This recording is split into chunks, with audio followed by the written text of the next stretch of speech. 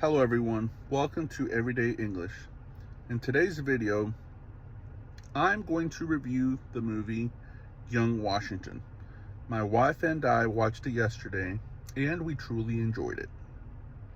So I recommend that you watch it, especially if you enjoy American history.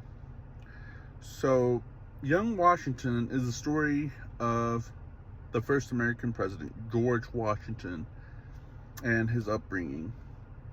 So George Washington was born in Virginia, so he was almost like an outcast. He was not a British soldier, so he was given the cold shoulder, but that did not stop him. He did not take no for an answer.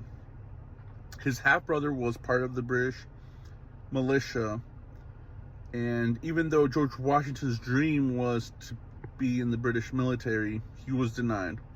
But like I said, that did not stop him, and he managed to fulfill his dream one way or another. So as he grew older, he stayed in communication with the military personnel, trying to find a way to somehow find a loop and become part of the British military. And like I said, he was once again denied over and over. But like I said, this man was ambitious but witty. He was careful with what he did. He didn't want to cross too many lines that would get him in trouble. And like I said, he wasn't one of them. So he was in an identity crisis. He had an identity crisis, but I wouldn't call it crisis. It was like a wake-up call for him. He said, if I'm not one of them, then who am I? And during this time, there were some French invaders.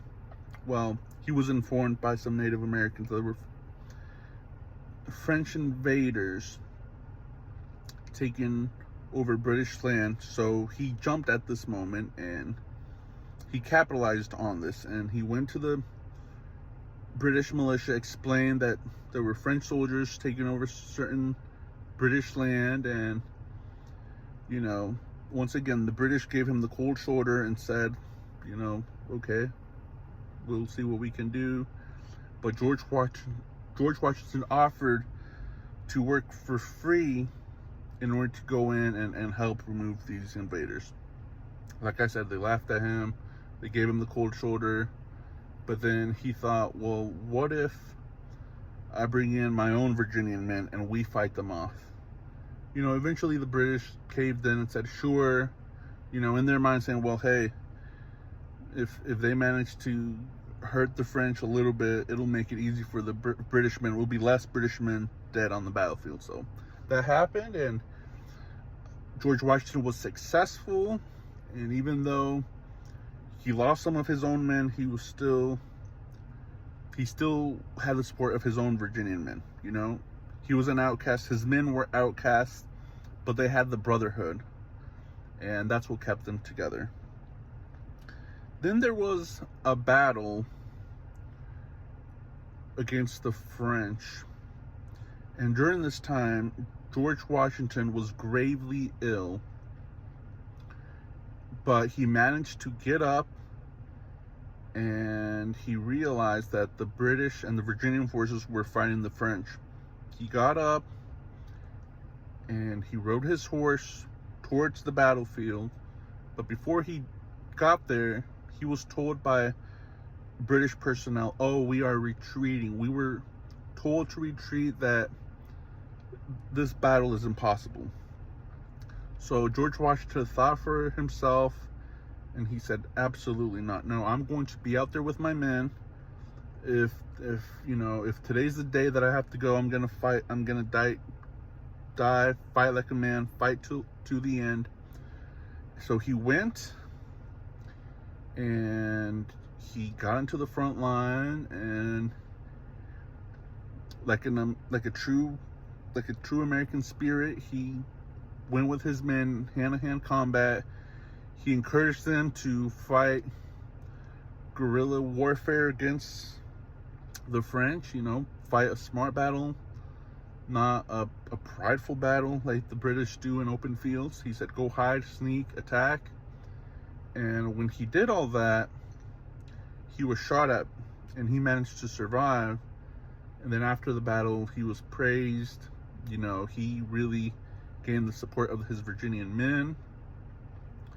And the Native Americans approached him and said, you were shot at, and how are you alive? How did you make it? Then they said to him, you are the chosen one. There is something divine about you. You are being protected. There's a reason you survived this battle, despite being gravely sick right before the battle. So, like I said, George Washington was not just talking the talk, he was walking the walk. He said he was going to be there for his men, and he meant it. Maybe the British did not accept him, but he was there for his Virginian men. And the doctrine, Manifest Destiny, seems like it was already sprouting in this time in Virginian history. Of course, Manifest Destiny is believed to be that the United States has divine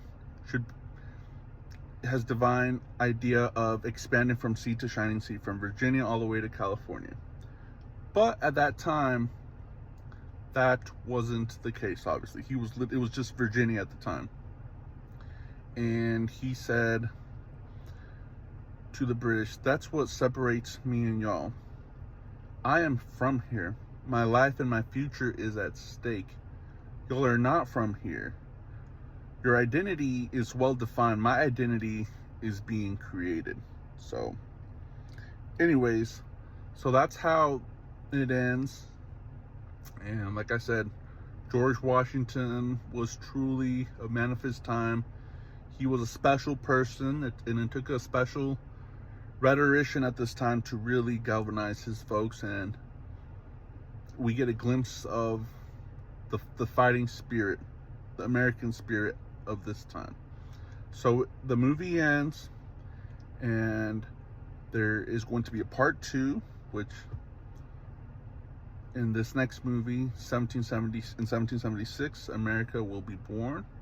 But part 1 was just the beginning. So like I said, if you truly enjoy this American history, then I highly recommend that you watch this movie.